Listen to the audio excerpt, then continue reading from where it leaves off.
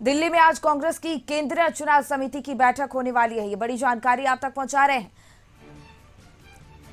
झारखंड विधानसभा चुनाव को लेकर ये अहम बैठक की जाएगी। बैठक में उम्मीदवारों के नामों पर चर्चा होगी। ये भी माना जा रहा है देर शाम या कल तक उम्मीदवारों के नामों की घोषणा की जा सकती है। तो जल्द प्रत्याशियों के नामों की घोषणा होने वाली है। बड़ी जानकारी आप तक पहुंचा रहे हैं। दिल्ली में आज कांग्रेस की केंद्रीय चुनाव समिति की ये बैठक होने वाली है। झारखंड विधानसभा चुनाव के मद्देनजर ये बैठक काफी अहम है और बैठक में उम्मीदवारों के नामों पर चर्चा संभव है। माना जा रहा है देर शाम या कल तक उम्मीदवारों के नामों की घोषणा की जा सकती है। रांची से खबर है जहां आजसू ने उम्मीदवारों की पहली लिस्ट जारी कर दी है। सिल्ली से सुदेश महतो, रामगढ़ से सुनीता चौधरी, लोहरदगा से नीरू शांति भगत, गोमिया से लंबोदर महतो, जुगसलाई से रामचंद्र सहिस, मांडू से निर्मल महतो, ईचागढ़ से हरेलाल महतो, पाकुड़ से अजहर इस्लाम के नाम पर मुहर लगाई गई है।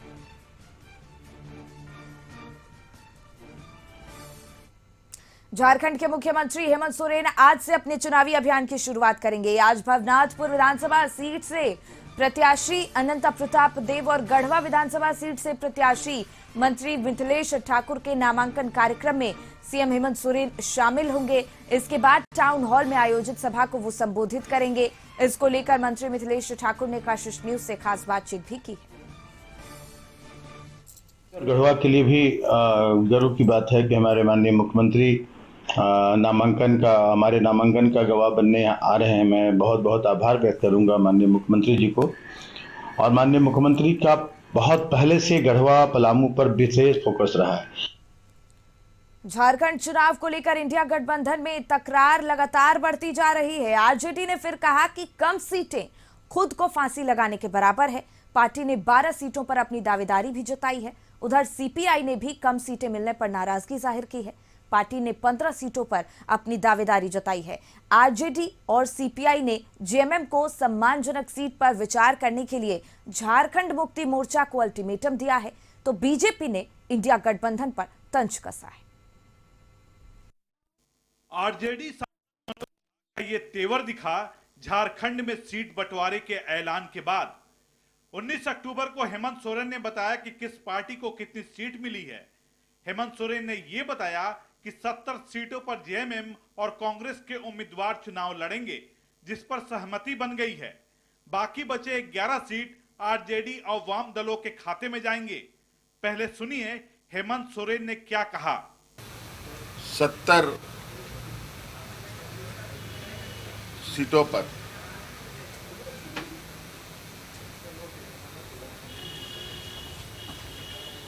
इंडिया गठबंधन के जेएमएम कांग्रेस के प्रत्याशी होंगे। हेमंत सोरेन के इस बयान के बाद सामने आए आरजेडी सांसद मनोज झा और बता दिया कि इस ऐलान से आरजेडी खुश नहीं है। दरअसल 19 अक्टूबर को कांग्रेस नेता राहुल गांधी रांची आए थे। तब आरजेडी नेता तेजस्वी यादव भी रांची में ही थे। हेमंत सोरेन और राहुल गांधी की मुलाकात हुई, लेकिन तेजस्वी यादव और राहुल गांधी की मुलाकात नहीं हुई। वैसे एक दिन पहले हेमंत सोरेन और तेजस्वी यादव की मुलाकात हो चुकी थी। नाराजगी इस बात को लेकर जाहिर की गई कि आरजेडी के कई बड़े नेता रांची में मौजूद थे, लेकिन तीनों पार्टियों के नेताओं की एक साथ बैठक के बगैर ही सीट शेयरिंग का ऐलान कर दिया गया। हम, जैसा मैंने पहले कहा, कि 60 से 62 सीट पे आपकी खुल के मदद करेंगे।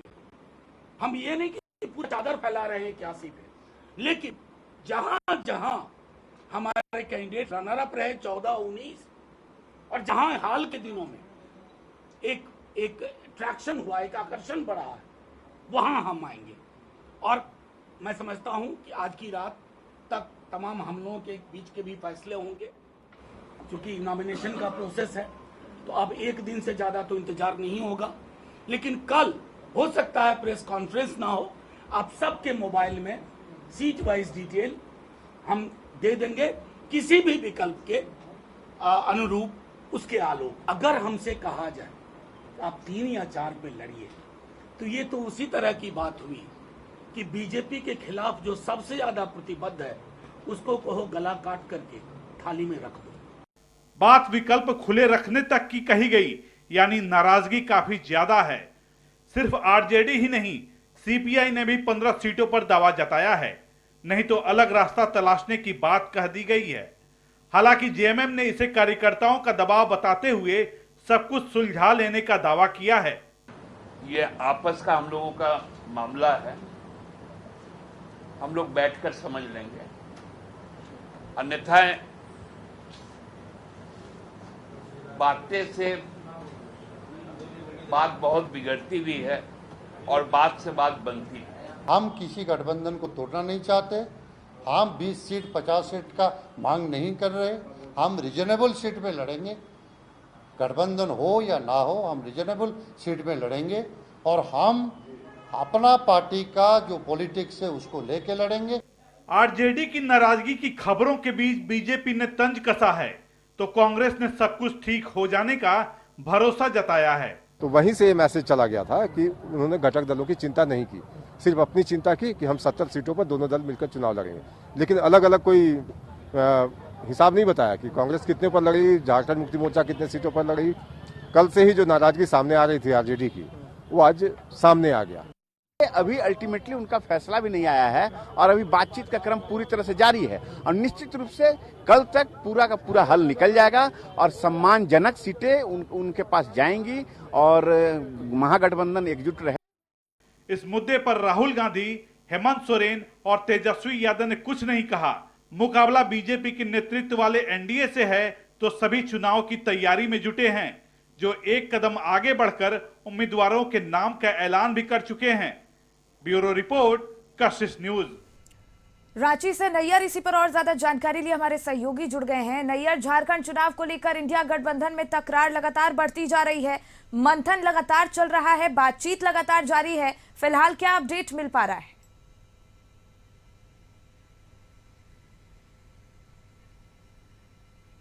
देखिए, इस गठबंधन को लेकर जो सीटों का जो बंटवारा है अभी तक से नहीं हो पाया है। इसके लिए पूरी तरह से राजद अड़ी हुई है 12 सीटों के लिए, वही दूसरी ओर वाम है वो 15 सीटों के लिए अड़ी हुई है। यहाँ तक कि राजद ने एक अल्टीमेटम भी जारी कर दिया है और आज 11 बजे जो पीसी होने वाली थी, तो कहीं ना कहीं अटकलें काफ़ी तेज हो गई है और 11 बजे की जो पीसी जो राजद की काफ़ी महत्वपूर्ण प्रेस कॉन्फ्रेंस थी उसे बढ़ाकर 1:30 बजे कर दिया गया है। तो कहीं ना कहीं जो पेच है अभी भी फंसता हुआ दिखाई दे रहा है, क्योंकि 11 बजे तक इस सीट शेयरिंग का जो मामला था वो लगा कि राजद प्रेस कॉन्फ्रेंस कर अपना जो पक्ष है वो रखेगा या जो अल्टीमेटम जो दिया गया था उस पर प्रतिक्रिया देगा। लेकिन प्रेस कॉन्फ्रेंस को लगभग 2.5 घंटे और लेट कर दिया गया, यानी कि 1:30 बजे प्रेस कॉन्फ्रेंस कर दिया गया है। तो कहीं ना कहीं अंदर राजद के नेता और जेएमएम के नेता के बीच कुछ बातचीत हुई है, आशंका व्यक्त की जा रही है सूत्र के अनुसार। अब देखने वाली बात यह होगी कि 1:30 बजे जो प्रेस कॉन्फ्रेंस हो रहा है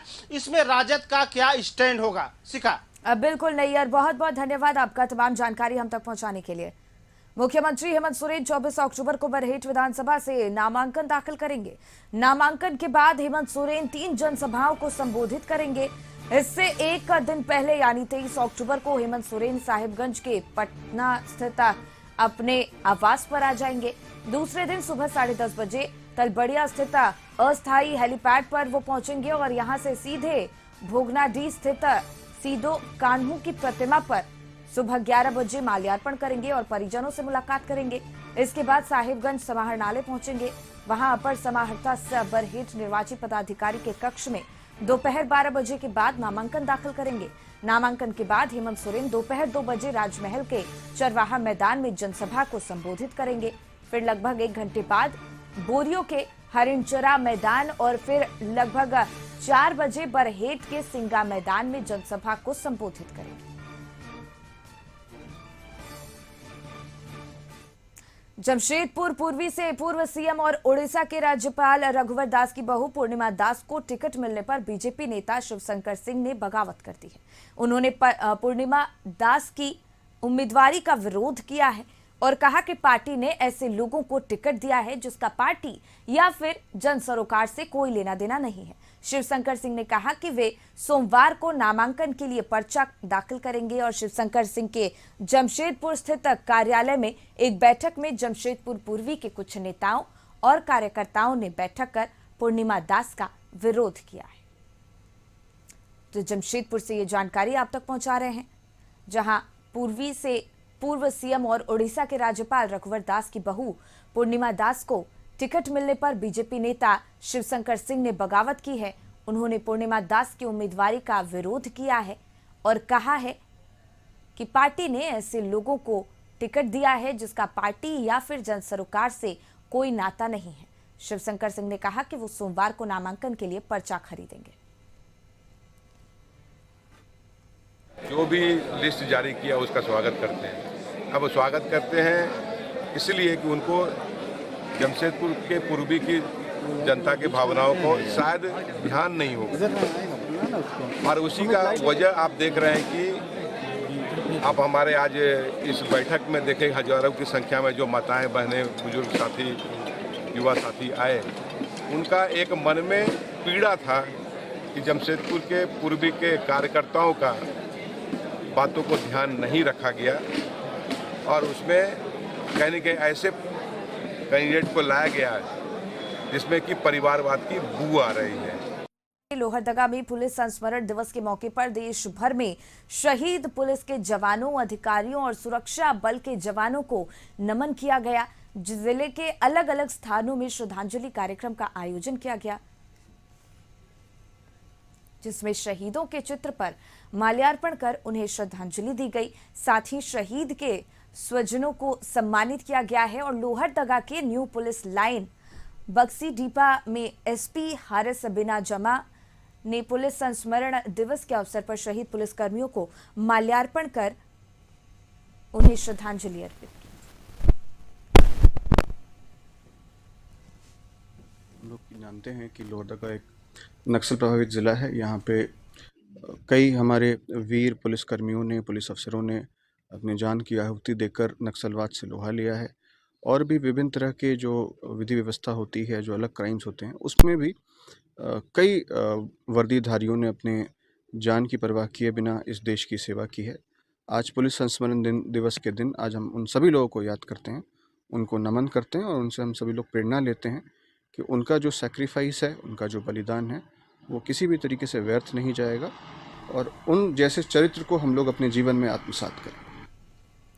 खलारी कोयलांचल के IRB 3 camp Piparwar parade ground में पुलिस संस्मरण दिवस मनाया गया है। इस मौके पर पुलिस उपाधीक्षक अजय कुमार केशरी ने शहीदों को नमन किया और 2 मिनट का मौन रखकर भगवान से उनके लिए प्रार्थना की।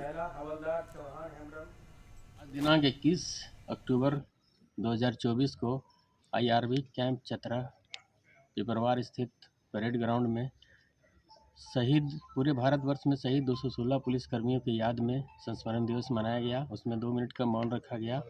इस अवसर पर झारखंड में शहीद 4 पुलिसकर्मियों को याद किया गया और परेड का आयोजन किया गया। स्मरण दिवस पर रांची में कार्यक्रम आयोजित किया गया है। इस दौरान जैप 1 में कार्यक्रम आयोजित किया गया। आपको बता दें, इस दौरान शहीद पुलिसकर्मियों को DGP अजय कुमार सिंह ने याद किया और उनके सम्मान में श्रद्धांजलि अर्पित की।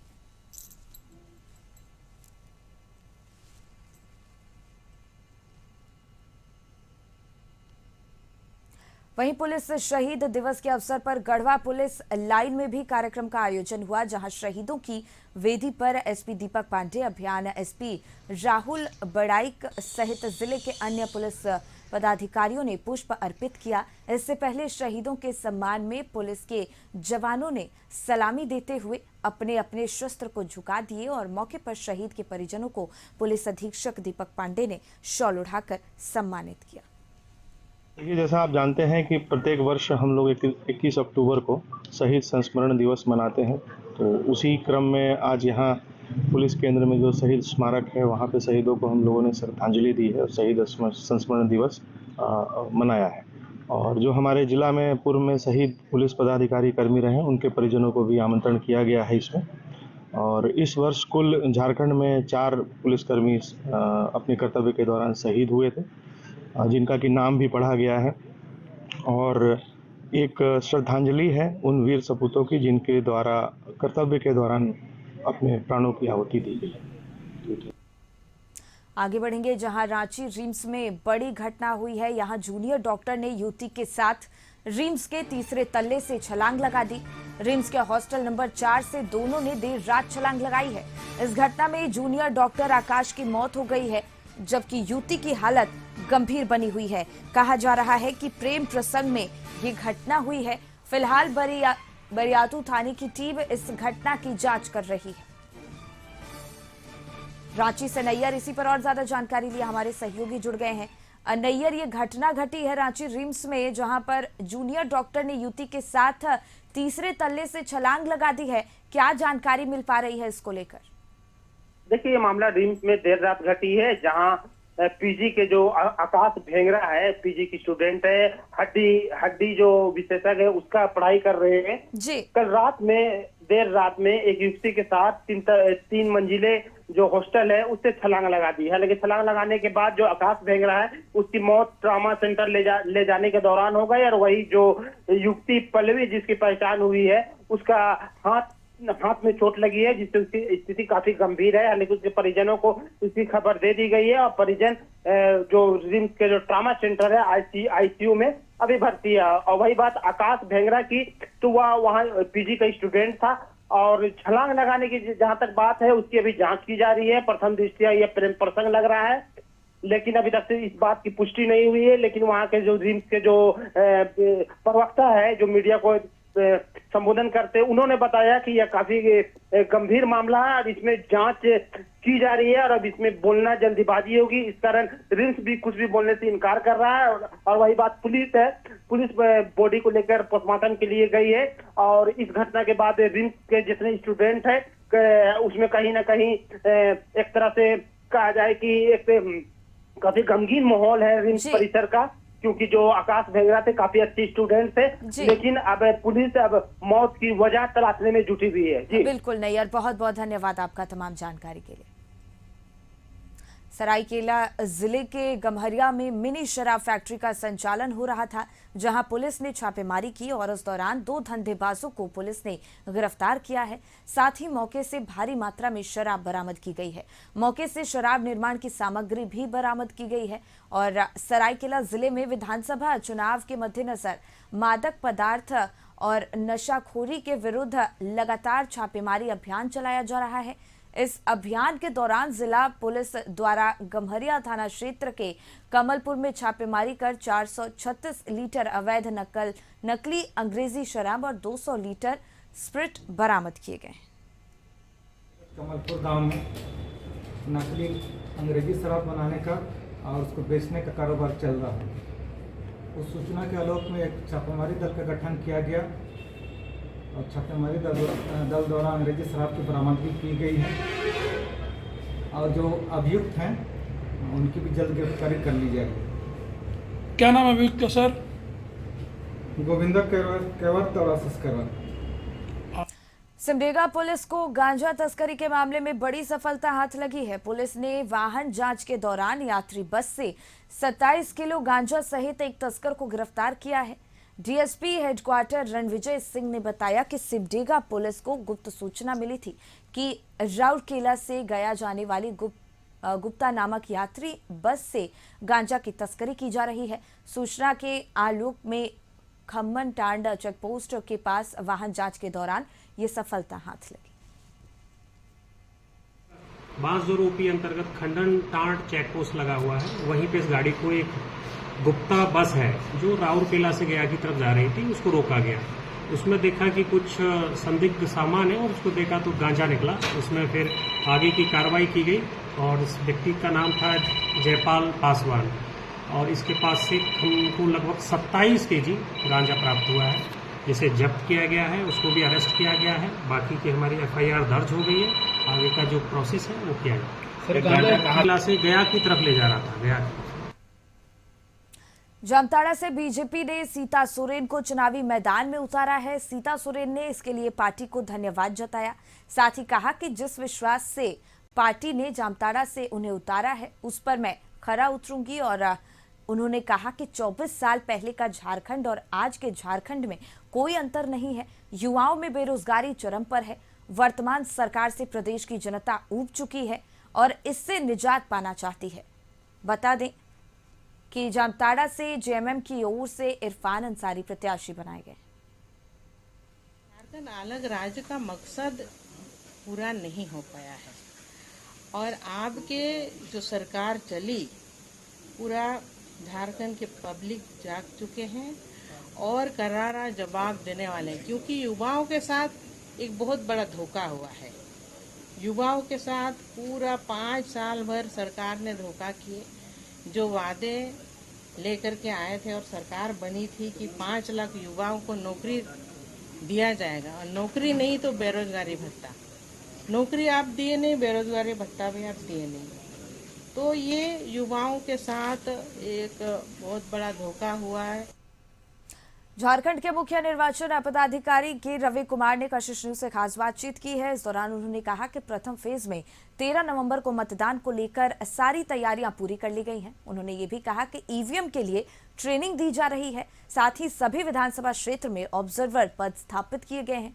ऐसे तमाम मुद्दों पर उनसे बातचीत की हमारे संवाददाता संतोष ने। सर, कैसे चुनाव होगा शांतिपूर्ण, इसको लेकर क्या तैयारी?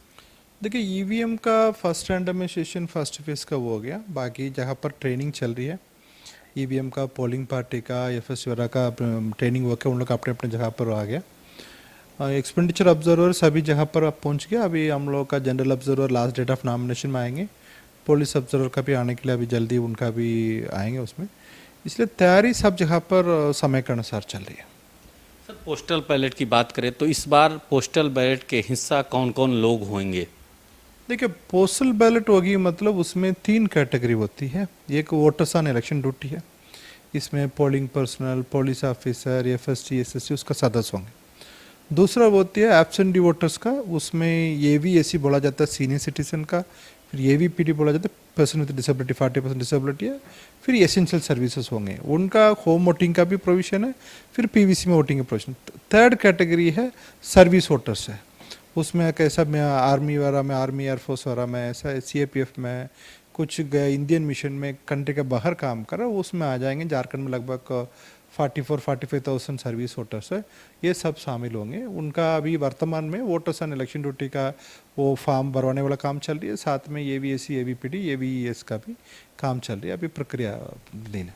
अपने सहयोगी सुरकांत तिवारी के साथ संतोष कुमार, कशिश न्यूज, रांची।